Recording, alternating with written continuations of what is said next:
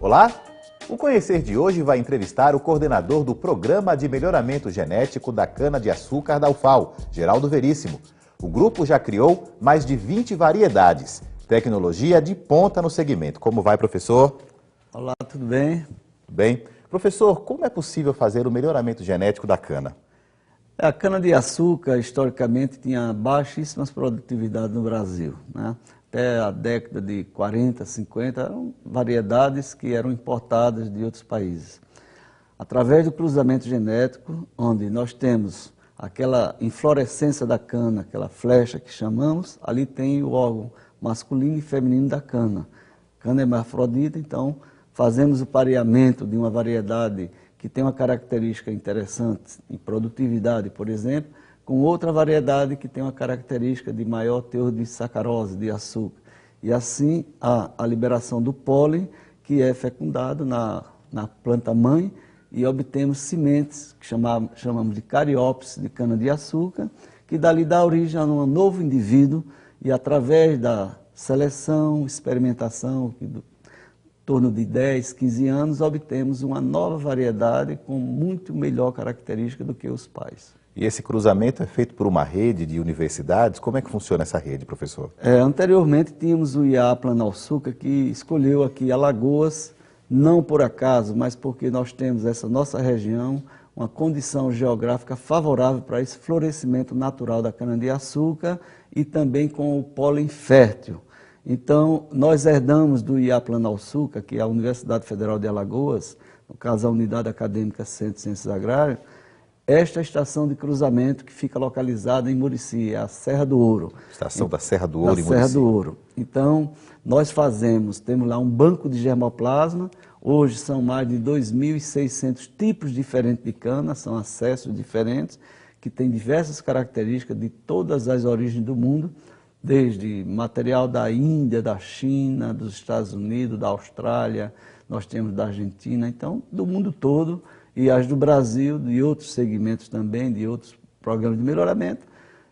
Temos esse banco de germoplasma e anualmente realizamos cruzamentos, chamamos as hibridações, e as sementes, que a UFAL é quem faz esse trabalho, passa para outras 9 universidades federais de uma rede de pesquisa chamada RIDESA. RIDESA, não é? E quantas variedades genéticas nós temos dessa rede ao todo?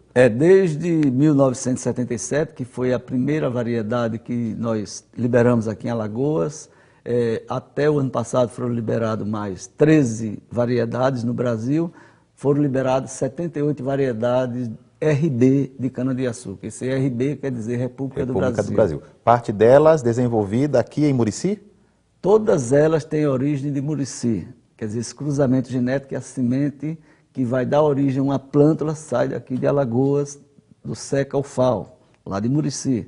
Mas todas as universidades têm um programa de seleção e experimentação que desenvolve essas variedades. Ao todo, foram 78 no Brasil, o ano passado foram liberados 13, das quais 5 das 13 eram da UFAL, e temos 22 dessas 78 que é de domínio de propriedade intelectual da UFAL. Qual a importância dessa variedade RB para o plantio de cana brasileiro? Quantos % ela ocupa? Hoje nós temos no Brasil cerca de 60% da área cultivada no Brasil são com variedades RBs. É bastante, hein? Hoje nós temos no Nordeste, também próximo disso, mas temos, dependendo da empresa, da usina que a cultiva, temos exemplo de usinas que têm 85% de variedades RBs. Se tem essa área cultivada é porque ela tem são características de produtividade, tanto agrícola quanto de teor de açúcar, bem maior do que as outras. Então, esse melhoramento genético, ele pode trazer qual tipo de benefício para a planta? Além da produtividade agrícola, né, que é importantíssimo porque tem uma elevada biomassa, elevado peso, nós temos que ter teor de açúcares que rendam muito mais açúcar por hectare. Isso aí é o principal.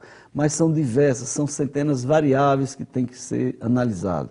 Por exemplo, uma variedade ela deve ter uma característica de ser precoce para ser colhida já no primeiro mês de safra.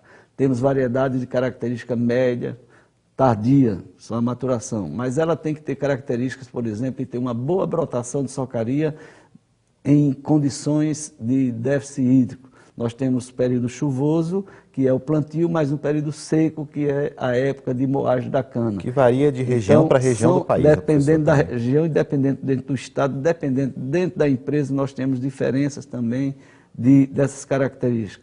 O tipo de solo, né? Então, responder diferentemente ao tipo de solo, responder à irrigação ou à quantidade de água que tenha. E o principal também é a questão de resistência a doenças e pragas. São dezenas de doenças e pragas, dos quais a variedade também ela tem que ter essa condição, principalmente doença. Tanto é que hoje no Brasil nós temos dezenas de doenças que foram eliminando variedades e aquelas que são resistentes é que são cultivadas. Então, não existe o uso de um agrotóxico para combater doenças em cana-de-açúcar. Nós temos determinadas culturas, tomate, por alimentares, exemplo, né, por exemplo. Algodão, o alface se fala 15, muito, 20 pulverizações de um fungicida para poder ter aquele produto. Mas cana-de-açúcar não existe.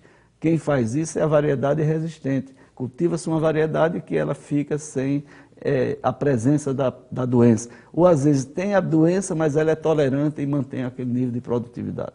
Quer dizer, esse trabalho ele se converte em ganho para o produtor rural. O ganho econômico para o produtor rural, né? O ganho também ambiental.